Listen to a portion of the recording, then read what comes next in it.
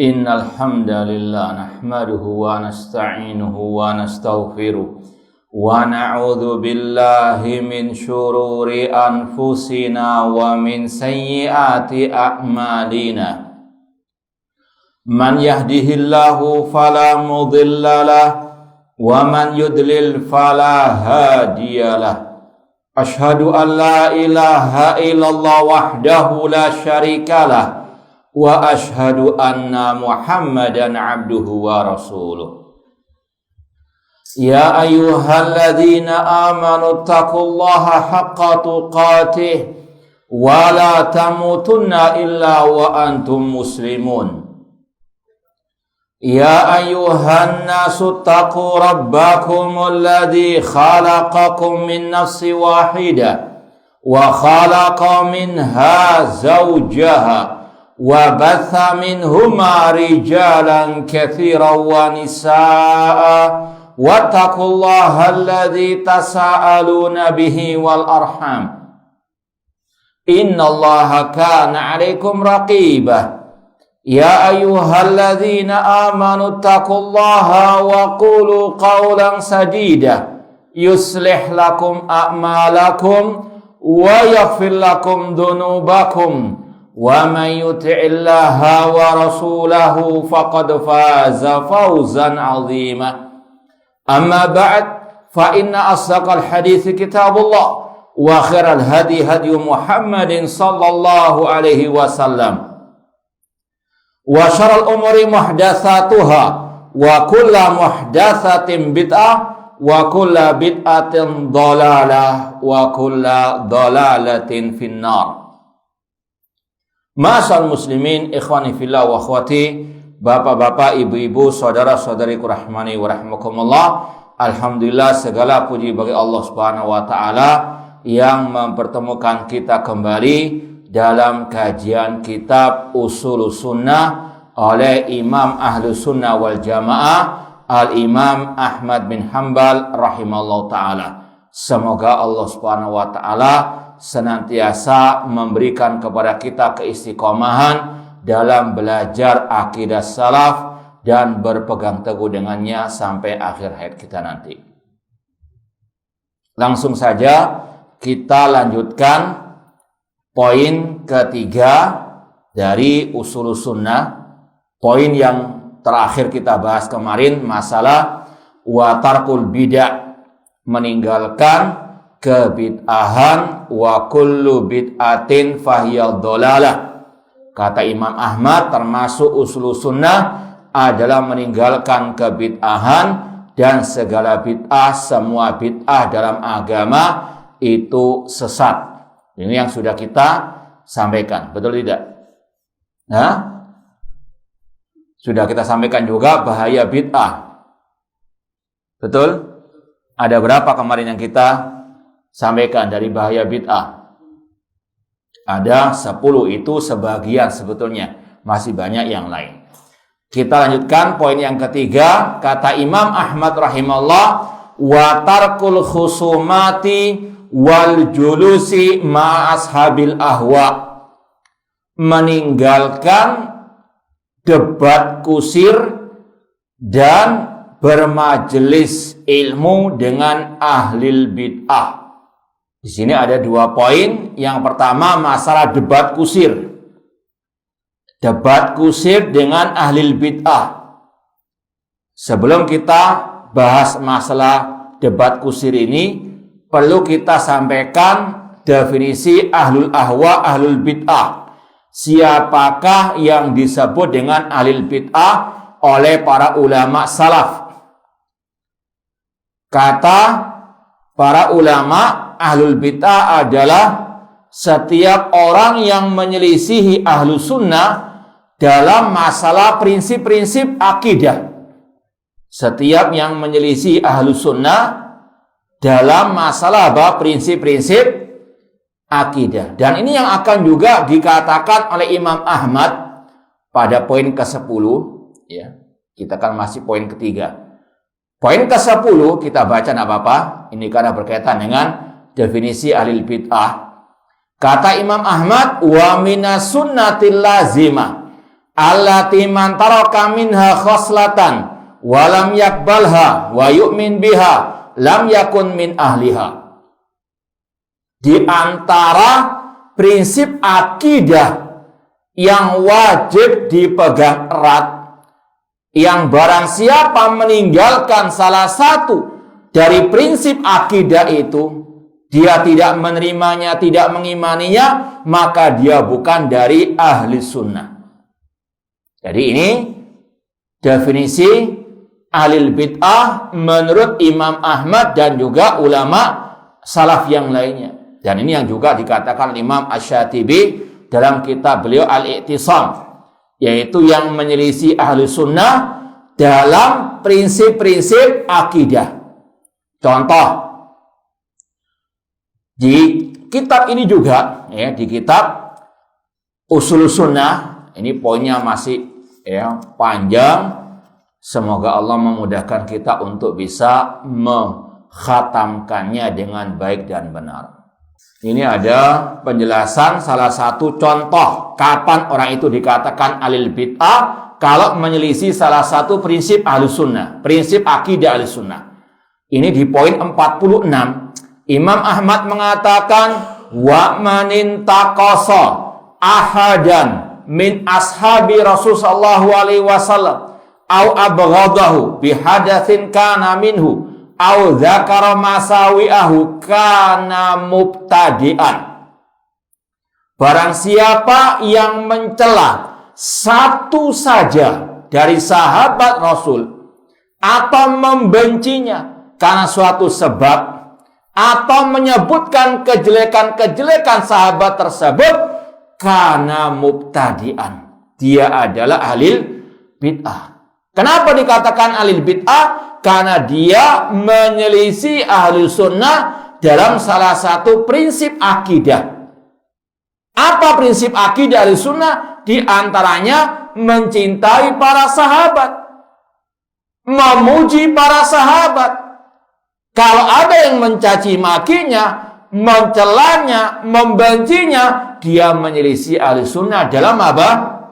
Masalah prinsip akidah. Kata Imam Ahmad, kana mubtadi'an, maka dia ahli bid'ah. Jadi sekali lagi, ini yang harus betul-betul dipahami. Kita mungkin sering mendengar istilah ahli bid'ah, mungkin juga kita sering mengucapkan ahli bid'ah. Harus tahu apa definisi ahli bid'ah menurut ulama salaf seperti Imam Ahmad rahimahullah ta'ala. Contoh yang lain, ya, ini sekedar praktek definisi tadi, ya, yang dipraktekkan oleh Imam Ahmad, yang dicontohkan oleh Imam Ahmad. Jadi kita gak asbun, ya, dalam menyatakan ini ahli bid'ah atau bukan. Kata Imam Ahmad di poin di sini 37, wala yahillu qitalu sultan walal khuruj alaihi li ahadin minan nas. Tidak halal alias haram memberontak kepada pemimpin kaum muslimin bagi siapapun saja. Faman fa'ala dzalik fahuwa mubtadi'un. Barang siapa yang melakukan pemberontakan terhadap pemimpin muslim, maka dialah mubtadi' ahlil bid'ah. Kenapa kok dikatakan dia ahlil bid'ah? Karena dia menyelisih ahli sunnah dalam masalah apa? Fikih, akhlak, atau apa? Masalah apa? Prinsip akidah. Jadi ini definisi sekaligus contoh yang disampaikan oleh Imam Ahmad rahimahullah. Jadi bukan sekedar kesalahan secara umum, tidak, namun kesalahan dalam prinsip akidah, atau lebih tepatnya prinsip akidah. Ini yang menjadikan orang sebagai ahli bid'ah. Atau kalau mau ditambahkan lagi definisi ahli bid'ah, kalau dia menyelisihi ahli sunnah dalam masalah cabang prinsip tadi, dalam masalah apa? Cabang prinsip tadi yang merupakan pembeda antara ahli sunnah dengan ahli bid'ah. Ini sekedar perinciannya saja. Intinya yang tadi, ya, yang menyelisihi prinsip dasar akidah ahli sunnah. Ini perinciannya. Namun ini disampaikan oleh Syekhul Islam Taimiyah rahimahullah definisi ini. Ini kita rangkum saja. Menyelisih apa? Perkara cabang dari prinsip tadi. Kalau prinsip tadi, contoh ya, masalah secara umum barang siapa mencaci maki satu sahabat Rasul, dia ahli bid'ah. Ini prinsip umum, siapapun. Nah, yang kedua definisinya itu, kalau misalnya ada seseorang mengatakan Muawiyah bin Abi Sufyan, sahabat Rasul, dia ini pengkhianat, dia ini ya suka berdusta misalnya. Nah, ini perkara apa? Cabang dari prinsip tadi. Maka orang ini dinamakan mubtadi, karena mencaci maki Muawiyah merupakan garis pembeda antara ahli sunnah dengan ahli bid'ah. Yang mencaci maki Muawiyah, dia dinamakan apa? Mubtadi. Ya, ini sekedar definisi ahli bid'ah atau ahlul ahwa yang harus dipahami oleh setiap penuntut ilmu agama, terutama yang berkaitan dengan masalah akidah. Kata Imam Ahmad rahimahullah, wajib meninggalkan debat kusir dan bermajelis ilmu dengan ahli ahwa. Di sini ada dua poinnya. Masalah debat kusir. Dalam Islam, debat ada dua macam. Debat yang terpuji dan debat yang tercela. Debat yang terpuji adalah debat yang di atas ilmu, di atas hujjah, dan tentunya banyak kemaslahatannya. Jadi tidak semua debat dilarang, tidak semua dibolehkan. Ada perinciannya. Namun secara asal tidak boleh debat kusir dengan ahli bid'ah secara asal. Kecuali kalau ada kemaslahatan di dalamnya.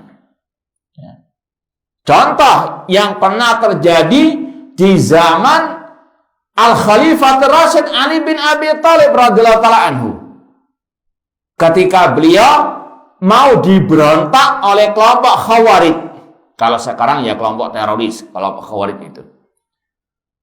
Abdullah bin Abbas radhiyallahu anhu, salah seorang ulama dari kalangan sahabat, diutus untuk mendebat kelompok Khawarij tersebut, kelompok teroris tersebut. Alhamdulillah ada sebuah buku yang mau kita hadiahkan bagi yang bisa menjawab ya pertanyaan.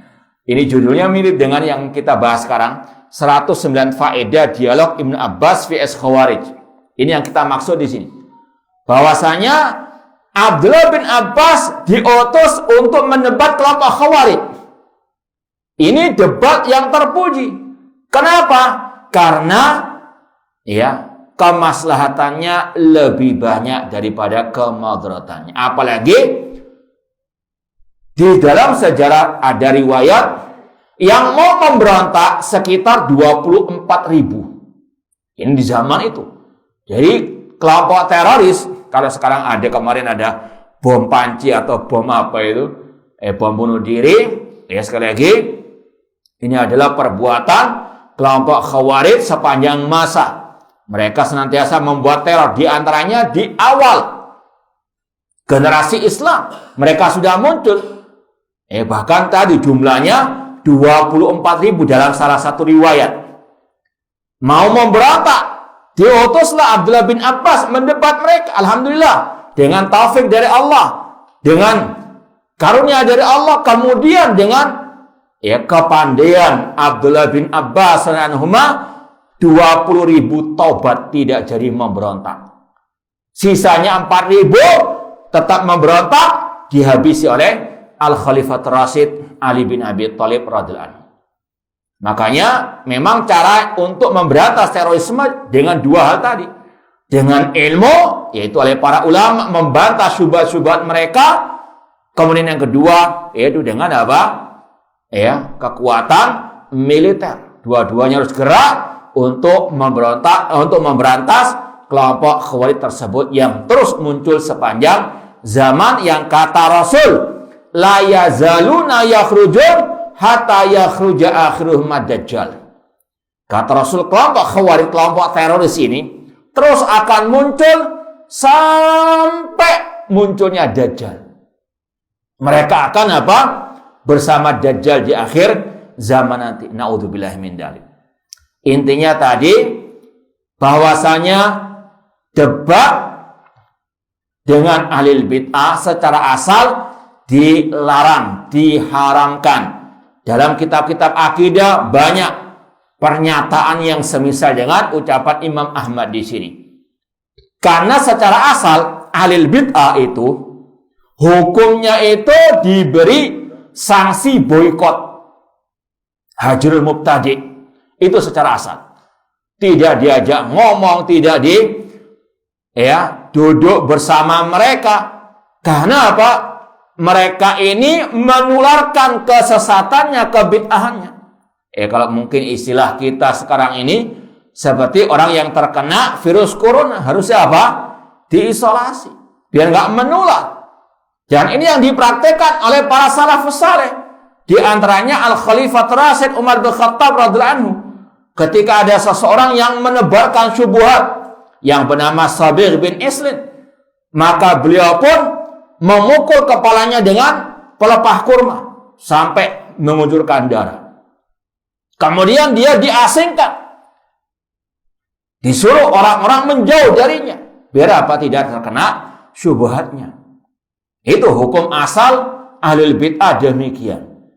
Biar apa? Tidak menular penyakit kesesatan kebid'ahannya kepada kaum muslimin. Ya, maka secara asal tidak boleh diajak debat, kecuali tadi kalau ada apa? Kemaslahatannya. Makanya banyak riwayat yang menyebut bagaimana para salafus saleh mereka nggak mau berdebat dengan mereka. Bahkan Imam Malik rahimahullah ketika diajak debat, beliau mengatakan, apabila engkau kehilangan agamamu, maka apa? Cari sendiri. Jangan apa ngajak debat. Beliau juga mengatakan, ad-dinu laysa liman ghalab. Agama bukan untuk yang menang-menangan. Namun sebagian ulama salaf ada yang mendebat mereka. Jadi kata para ulama, ada dua perinciannya tadi. Kalau memang dilihat ada kemaslahatannya, boleh mendebat mereka seperti yang dilakukan oleh Abdullah bin Abbas radhiyallahu taala anhuma. Maka dari sini jangan sampai kita naudzubillah min dzalik masuk ke dalam grup-grup medsos mereka, kemudian ngajak debat mereka meskipun di dunia maya. Naudzubillah min dzalik. Siapa Anda? Usul sunnah saja masih poin ketiga. Belum selesai. Naudzubillah min dzalik. Dan ini pernah terjadi di terutama Surabaya. Ada salah satu orang yang memang rajin ngaji, cuma gitu, ada nyelenehnya masuk ke dalam grup-grup ahlul bid'ah, tujuannya mendakwai mereka. Ketika diajak debat sama ahlul bid'ah, kemudian mengatakan, kalau Anda mau debat, datangi Ustadz Fulan. Ini kok enak, Ustadznya melarang debat tersebut, kok ini apa? Nantang ahlul bid'ah. Ini sekali lagi, apalagi debat di hadapan umum, sangat berbahaya. Makanya sebagian ulama mengatakan syarat bolehnya debat dengan ahlul bid'ah itu kalau di sarangnya mereka, bukan di tempat umum. Kenapa? Karena kalau di tempat umum disaksikan orang banyak, mungkin Anda tidak terkena syubhat mereka. Orang-orang awam ini bisa jadi apa? Terkena syubhat mereka. Apalagi sebagian ahlul bid'ah mereka apa? Retorikanya luar biasa. Dan bahasa mereka bukan bahasa dalil. Biasanya bahasa apa? Menarik perasaan orang. Ya.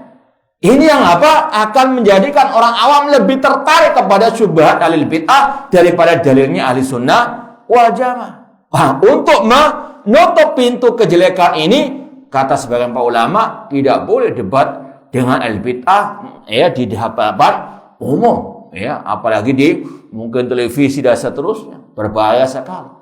Syubhat-syubhat itu akan apa? Bisa nyantol ke orang-orang awam khususnya. Artinya sekali lagi, tidak ya semudah yang dibayangkan, tidak semudah yang dikira asal debat begitu saja, tidak. Ya, ada dawabit ketentuan-ketentuannya. Kemudian poin yang kedua dalam pembahasan ini, wal julus ma'ashabil ahwa. Haram duduk bermajelis ilmu dengan ahli bid'ah tadi. Dalilnya dari ayat, dari hadis Rasulullah SAW. Di antaranya surat An-Nisa ayat 140. Allah mengatakan, wa qad nazzala 'alaikum fil kitabi an idza sami'tum ayatillah yukfaru biha wa yustahza'u biha fala taq'udu ma'ahum hatta yakhudu fi haditsin ghairi. Sungguh telah diturunkan di dalam Al-Quran kata Allah atas kalian, apabila ayat-ayat Allah dikufuri, diperolok, jangan duduk bersama mereka. Kata sebagian ulama tafsir, yang memperolok ayat-ayat Allah adalah ahli bid'ah, karena mereka yang suka mengotak-atik ayat-ayat Al-Quran sesuai dengan hawa nafsu mereka. Maka kata para ulama, ini dalil haramnya duduk bermajelis ilmu dengan ahli bid'ah. Kalau kita mau tambahkan, entah di dunia nyata maupun di dunia maya. Hati-hati. Mungkin di dunia nyata banyak yang menjauh. Ya, ada pengumuman saja sudah nggak mau datang. Tapi kadang ya di medsos ini yang berbahaya. Nonton video si fulan dari al-bid'ah, baca postingan al-bid'ah dari naudzubillah min dzalik. Kalau terkena syubhat dan tidak bisa keluar dari hatinya, naudzubillah min dzalik, wa man yudlil fala hadiyalah. Barang siapa yang mensesatkan, tidak akan ada yang bisa memberikannya hidayah. Maka hati-hati. Para ulama salaf, kata Syekh Dr. Ibrahim Ar-Ruhaili dalam kitab beliau Mauqif al-Sunnah wal Jamaah min al-Ahwa wal Bid'ah, ratusan ucapan salaf yang melarang, mentahdzir dari bermajelis dengan ahli bid'ah. Bahkan tadi ada ayatnya, bahkan juga ada hadisnya. Seperti yang Rasul sabdakan tentang masalah Dajjal, man sami'a ahadukum bid-Dajjal falyan'a anhu. Barang siapa di antara kalian mendengar tentang keluarnya Dajjal, hendaklah dia menjauh darinya. Fa wallahi innar rajul yahsibu anna mu'minun fayati fayattabi'uhu lima yab'atsu minasyubuhat. Kata Rasulullah SAW, demi Allah, ada seseorang yang dia pede istilahnya, sok kuat imannya, dia pun mendatangi Dajjal. Pada Rasul sudah apa? Melarangnya. Namun dia mendatanginya dan pada akhirnya dia pun menjadi pengikut Dajjal karena terkena syubhat Dajjal. Kata Imam Ibnu Battah Al-Ukbari dalam kitab beliau Al-Ibana Al-Kubra, bahwasanya fitnahnya ahlil ahwa, ahlil bid'ah asyad min fitnati Dajjal. Fitnahnya ahli bid'ah lebih dahsyat dari fitnahnya Dajjal. Kalau kita mau perinci, contoh, Dajjal tidak bisa masuk kota Mekah, kota Madinah. Ahli bid'ah bisa bertelur di sana. Ya. Di kota Madinah saja ada orang-orang Syiah Rafidhah qatalahumullah dan yang lainnya. Sedangkan Dajjal tak bisa masuk kota Mekah Madinah, menunjukkan apa? Ahlul bid'ah lebih dahsyat fitnahnya daripada Dajjal. Dajjal ada tanda di antara kedua matanya, kafara atau kafir. Ahlul bid'ah tidak ada tandanya. Apakah ada tulisan saya ahlul bid'ah gitu? Tidak ada. Ini yang menunjukkan apa bahayanya ahlul bid'ah. Dajjal hanya muncul sekali seumur dunia ini. Sedangkan ahlul bid'ah munculnya setiap detik, ya. Mulai zaman tadi, kelompok Khawarij dan sampai akhir zaman. Kemudian kata Imam Ibnu Battah Al-Ubay rahimahullah, wa kalamuhum alsaq minal jarab. Ucapan ahlul bid'ah lebih lengket daripada penyakit kusta. Wa ahrab lil qulub minal lahab, dan ucapan mereka lebih panas ya untuk hati manusia daripada bara api. Maka sekali lagi Rasul sudah melarang, kata para ulama, dari bermajlis dengan ahli al-bid'ah. Bahkan dalam hadis yang sahih, Rasul mengatakan yang berkaitan dengan surat Ali Imran ayat yang ke-7, wa idza ra'aital ladzina yattabi'una ma tashabaha min fa ulaikal ladzina samallahu fahdharun. Apabila engkau melihat orang-orang itu mengikuti ayat-ayat yang mutasyabihat, yang samar-samar, maka merekalah yang dimaksud oleh Allah tadi dalam surat Ali Imran ayat yang ke-7, yaitu firman Allah yang berbunyi, fa'ammal ladzina fi qulubihim zayghun fayattabi'una ma tashabaha min ibtigha al-fitnati wa ibtigha ta'wili. Adapun orang-orang yang dalam hatinya ada penyimpangan, mereka lebih condong kepada ayat-ayat yang mutasyabihat, tujuannya untuk mereka takwilkan, tafsirkan sesuai dengan hawa nafsunya, atau untuk mereka mendatangkan fitnah. Kata Rasul, kalau ada orang yang mengikuti mutasyabihat tadi, merekalah yang Allah maksudkan, dan kata Rasul, fahdharu, maka jauhi mereka. Ini kata ulama, dalil wajibnya menjauh dari majelisnya ahli al-bid'ah. Ya, tujuannya tidak lain tidak bukan agar akidah kita tidak terkotori dengan kesesatan mereka. Kalau kita ambil ucapan salaf tentang masalah ini, ya sekali lagi ratusan kata Syekh Dr. Ibrahim Ar-Ruhaili, riwayat-riwayat dari ulama salaf yang melarang duduk bermajlis ilmu dengan ahli bid'ah. Di antaranya dari kalangan sahabat Rasul, yaitu Abdullah bin Abbas radhiyallahu anhu. Beliau mengatakan, la tujalisu ahlal ahwa fa inna mujalasatahum mumridatun lil qulub. Jangan kalian bermajlis ilmu dengan ahli bid'ah, karena duduk bersama mereka itu mendatangkan penyakit bagi hati. Kemarin malam kita di Surabaya ada kajian offline kitab Syarh Sunnah, bahkan ya khataman kitab Syarh Sunnah. Di akhir kitab Syarh Sunnah, Imam Al-Barbahari rahimahullah menutup kitab tersebut dengan ucapan ulama salaf, di antaranya Fudail bin Iyad rahimahullah, yang semuanya berkaitan dengan masalah larangan haramnya bermajlis dengan ahli bid'ah. Kata Fudail bin Iyad, jangan duduk bersama mereka karena aku khawatir akan turun laknat atas kalian. Ya. Barang siapa yang memperdengarkan telinganya kepada ahli bid'ah, maka Allah akan istilahnya menyerahkannya kepada ahli bid'ah tersebut, dan tidak akan ada penjagaan dari Allah Subhanahu wa taala. Luar biasa. Ratusan kata Syekh Dr. Ibrahim Ar-Ruhaili tadi, riwayat-riwayat dari para ulama salaf yang melarang bermajlis ilmu dengan ahli al-bid'ah. Ini majlis ilmu ya, bukan majlis di pesawat, di pasar. Ya, karena ada orang yang gagal paham, kok gitu saja nggak boleh. Kita kalau di pasar kan campur dengan semua orang, ada ahli bid'ahnya. Kita di pesawat juga ada ahli bid'ahnya kadang. Ini beda. Yang dilarang adalah apa? Majelis ilmu, ya, keagamaan ataupun acara keagamaan, kebid'ahan mereka. Poin yang keempat, wa tarkul mira' wal jidal wal khusumat fid din. Ini sekedar penegasan untuk poin yang ketiga tadi.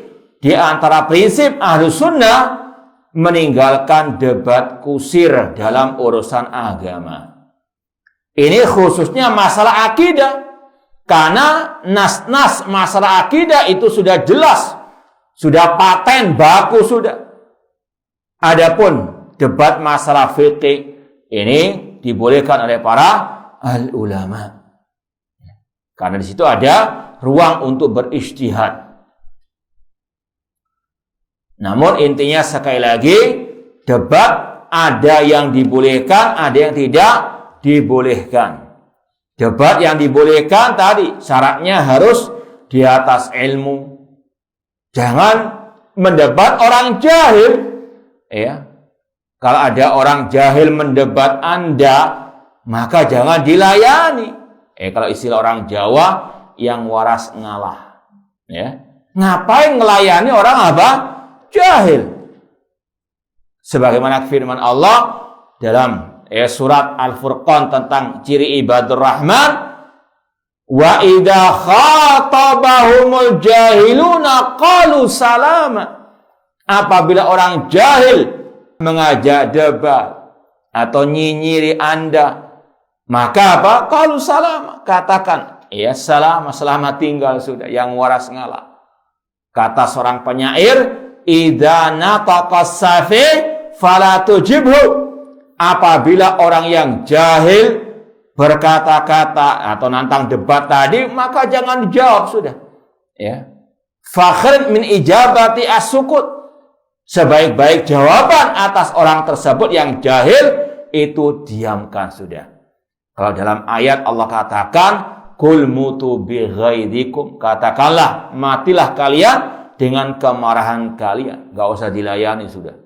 Ini debat dalam Islam ada dua macam, debat yang terpuji, debat yang tercela. Debat yang terpuji, debat yang di atas ilmu, debat untuk membela kebenaran, dan debat yang banyak kemaslahatannya daripada kemadaratannya. Maka lawan dari itu debat yang tercela, ya, debat yang di atas kejahilan, debat yang untuk membela kebatilan yang kemaslahatannya lebih sedikit daripada kemadaratannya. Kita pindah poin kelima. Wa sunnatu indana atharu Rasulullah SAW. Sunnah menurut kami itu adalah atharnya Rasulullah SAW. Ucapan beliau, perbuatan beliau, pernyataan beliau, itu adalah as-sunnah. Imam Ahmad rahimahullah pernah berkata dalam bait-bait syair beliau, beliau mengatakan, dinun nabiyyi Muhammadin akhbaru ni'mal matiya lil fata atharu. Agama Nabi Muhammad sallallahu alaihi wasallam adalah al-akhbar, yaitu al-hadis.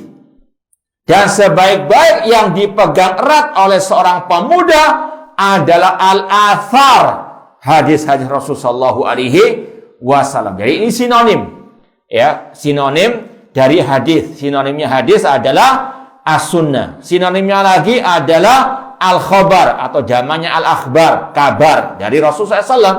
Dan yang keempat al-athar atau tunggalnya al-athar. Kemudian kata Imam Ahmad rahimahullah, la targhabanna anil hadithi wa ahlihi.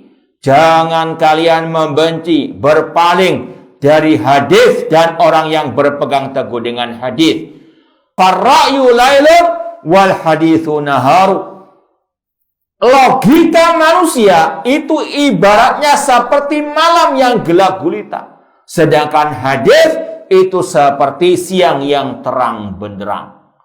Ini ciri Ahlus Sunnah, mendahulukan hadis daripada akal pendapat manusia. Dan inilah yang Allah perintahkan, ya ayyuhalladzina amanu la tuqaddimu baina yadayillahi wa rasulih.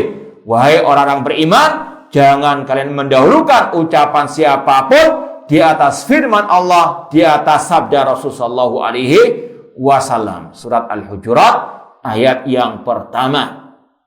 Jadi ini intinya as-sunnah itu ada nama lainnya. Ya, sunnah yang dimaksud di sini adalah al-hadis. Insyaallah di awal ya. Ada yang menjawab enggak? Apa makna as-sunnah kalau dimutlakan? Nah, sekedar murojaah. As-sunnah kalau dimutlakan apa maknanya? Coba sebutkan dua saja. Kalau as-sunnah, judul kitab ini usul sunnah, apa yang maksud sunnah di sini? Apakah artinya seperti istilah fikih mustahab artinya? Hah? Apa? Al-aqidah. Ya. Ada lagi as-sunnah maknanya al-mustahab. Ada lagi maknanya apa? Al-hadis. Ada lagi maknanya jalan metode hidup Rasulullah SAW. Bagaimana cara mengetahui makna dari salah satu dari keempat tadi? Dari mana kita tahunya? Ini maknanya akidah, ini maknanya al-mustahab, ini maknanya al-hadis. Dari mana? Dari redaksi ucapan. Kalau misalnya ana mengatakan hukum bersiwak sebelum sholat itu sunnah, maksudnya apa? Mustahab.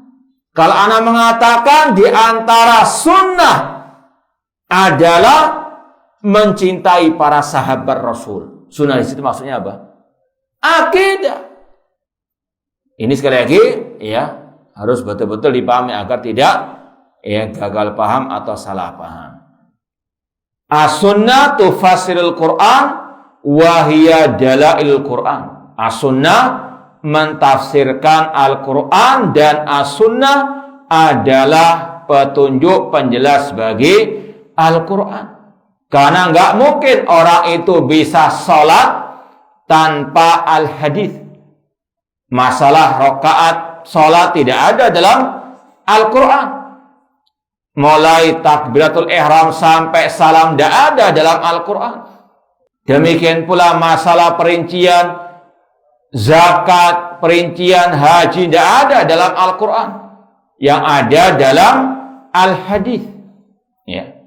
Dan memang inilah yang Allah katakan kepada Nabi kita Muhammad sallallahu alaihi wasallam, wa anzalna ilaika dzikra litubayyana lin-nasi ma nuzzila ilaihim wa la'allahum yatafakkarun. Dan kami turunkan kepada engkau Nabi Muhammad az-dzikra Al-Quran untuk engkau menjelaskan kepada manusia. Ini tugasnya Rasulullah SAW menjelaskan apa makna dari ayat-ayat Al-Quranul Karim. Maka sesat kalau ada yang mencukupkan hanya dengan Al-Quran saja tanpa hadis Rasulullah SAW.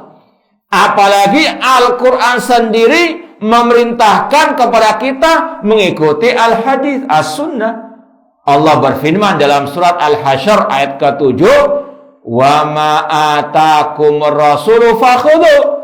Apa yang Rasul ajarkan terimalah, ambillah. Ya ayyuhalladzina amanu atiullah wa atiur rasul. Wahai orang yang beriman, taatilah Allah dan taati ar-rasul. Yaitu diantaranya yang tercantum dalam hadis-hadis beliau. Dan Rasul mengatakan, ala inni utitul Quran wa mislahu ma'ah. Ketahuilah, aku diberikan yang semisal dengan Al-Quran, yaitu al-hadis. Dan Rasul bersabda, taraktu fikum amraini lan tadillu ba'dahuma kitaballah wa sunnati. Aku tinggalkan kalian dua hal yang jika kalian berpegang teguh dengannya tidak akan tersesat selama-lamanya, kitab Allah dan sunnahku, yaitu hadisku. Maka kata para ulama, ada beberapa atau kalau bisa dikatakan 4 fungsi al-hadis terhadap Al-Quran. 4 fungsi al-hadis terhadap Al-Quran. Yang pertama, al-hadis menegaskan apa yang sudah ada dalam Al-Quran. Untuk menegaskan, menekankan, litakid. Contoh misalnya tentang rukun iman. Ya, ayat Al-Quran mengatakan, laisal birra an tuwallu wujuhakum qibalal masyriqi wal maghrib walakinnal birra man amana billahi wal yaumil akhir wal malaikati wal kitabi wan nabiyyin. Ayat ini menyebutkan 5 rukun iman, ya. Rukun yang ke-6 masalah takdir dalam ayat yang lain, inna khalaqna kulla syai'in biqadar.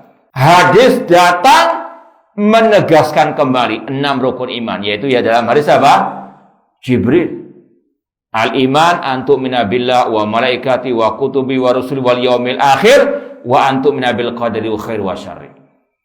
Allah mengatakan wa aqimus shalah, dirikanlah salat. Hadis datang juga untuk menegaskan perintah salat. Bunyal Islamu ala khamsin syahadati alla ilaha illallah wa anna Muhammad Rasulullah wa iqamis shalah. Hadis ini tuh fungsi yang pertama, menegaskan yang sudah ada dalam Al-Quran. Yang kedua, al-hadis ini paling inti, yaitu menjelaskan apa yang masih belum jelas di dalam Al-Quran. Fungsi al-hadis yang kedua, menjelaskan apa yang belum jelas di dalam Al-Quran.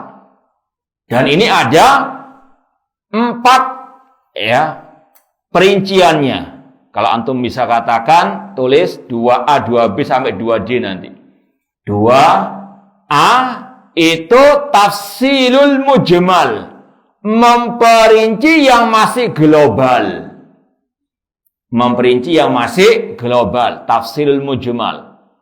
Contohnya tadi masalah salat, Al-Quran mengatakan wa aqimus shalah, dirikanlah salat. Tapi perinciannya tidak ada dalam Al-Quran.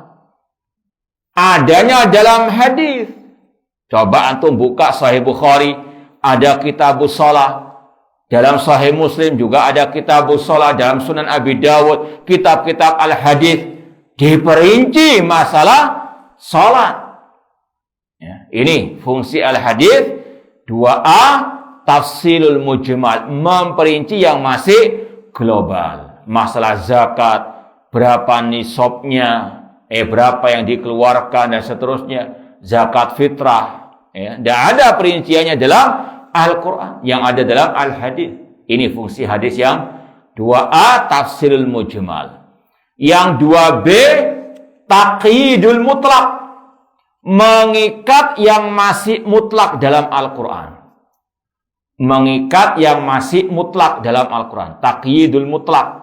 Contohnya kata para ulama, ayat tentang hukuman bagi pencuri. Wasariqu wasariqatu faqta'u aydiyahuma.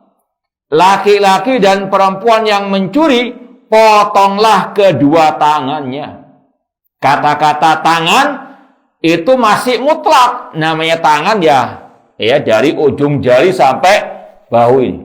Apakah dipotong dari sini? Tidak. Dalam hadis disebutkan hanya apa? Ya, dari pergelangan sini. Ini hukuman bagi pencuri. Dan itu pun ada perinciannya. Enggak setiap orang nyuri langsung dipotong tangannya. Yang berat juga adalah pemimpin kaum muslimin. Intinya, ayat menyebutkan kata-kata tangan secara mutlak. Namun diikat oleh al-hadis hanya apa? Pergelangan saja. Yang 2C, fungsi hadis terhadap Al-Quran, yaitu takhsisul am, mengkhususkan apa yang masih umum dalam Al-Quran. Takhsisul am, mengkhususkan yang masih umum dalam Al-Quran. Contohnya kata para ulama, ayat yang berbunyi alladzina amanu wa walam yalbisu imanahum bidzulmin ulaika lahumul amnu wa hum muhtadun. Orang-orang yang beriman dan tidak mencampur adukan iman mereka dengan kezaliman, bagi mereka keamanan dan mereka mendapatkan petunjuk. Kata-kata tidak mencampur adukan iman mereka dengan kezaliman. Kata-kata zalim masih umum, karena ada zalim antara hamba dengan hamba, zalim antara hamba dengan dirinya dengan apa? Bermaksiat kepada Allah. Yang ketiga, kezaliman yang tidak akan diampuni oleh Allah. Dan inilah yang dimaksud oleh ayat tadi. Dengan apa? Penjelasan dari Rasul. Kata Rasul, ketika sahabat mengatakan, ya Rasulullah, siapa di antara kami yang tidak berbuat zalim?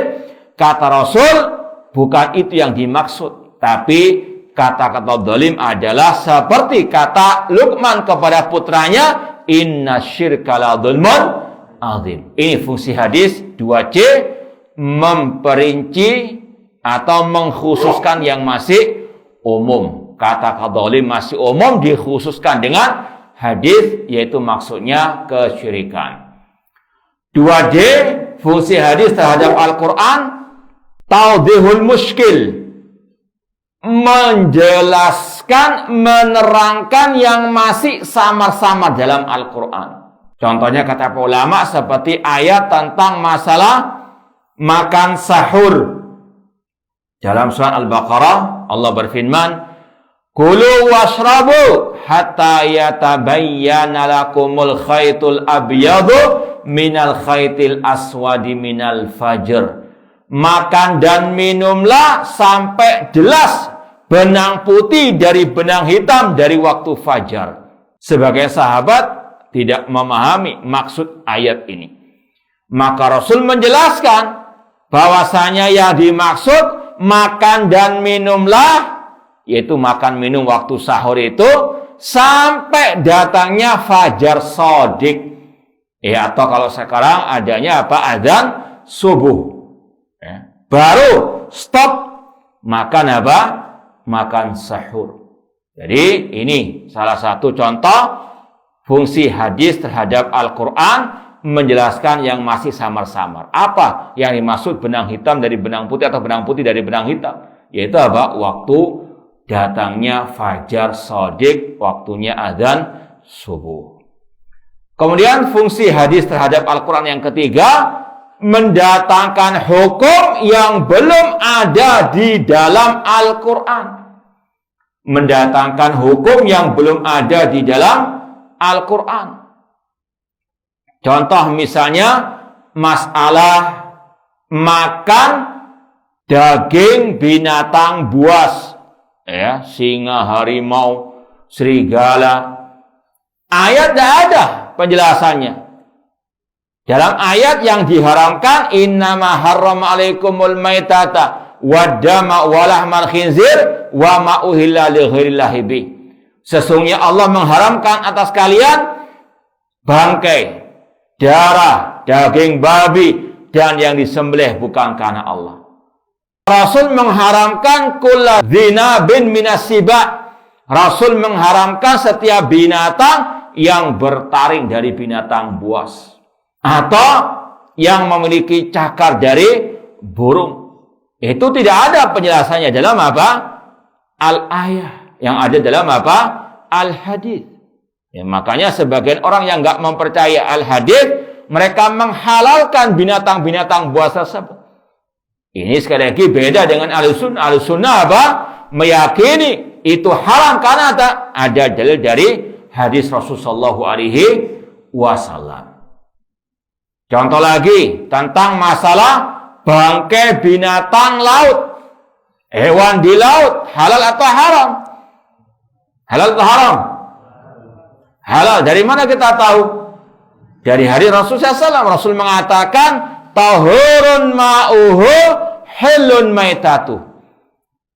Air laut itu suci dan bangkainya itu halal, boleh dimakan meskipun apa? Bangkai, kecuali bangkai kapal. Nah, itu jangan dimakan. Intinya Ahlus Sunnah meyakini hadis bisa mendatangkan hukum tersendiri yang tidak ada dalam apa? Ayat Al-Quran. Dan yang terakhir, yang keempat, meskipun ini ada khilaf di antara para ulama, yaitu masalah apakah hadis itu bisa menghapus hukum dalam Al-Quran. Ini ada khilaf di antara para ulama, cuma yang rajih ya bisa menghapus hukum di dalam Al-Quran. Seperti contohnya kata para ulama, wasiat bagi ahli waris. Ya, ayatnya mengatakan kutiba alaikum idza hadara ahadakumul maut in taraka khairanil wasiyatu lil walidaini wal aqrabin. Diwajibkan atas salah seorang di antara kalian apabila mau meninggal dunia untuk menulis wasiat kepada orang tuanya, karib kerabatnya. Tapi hadis mengatakan la wasiyata lil waris. Tidak ada wasiat bagi ahli waris.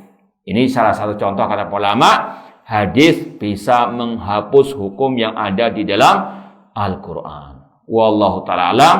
Insyaallah kita akan lanjutkan pada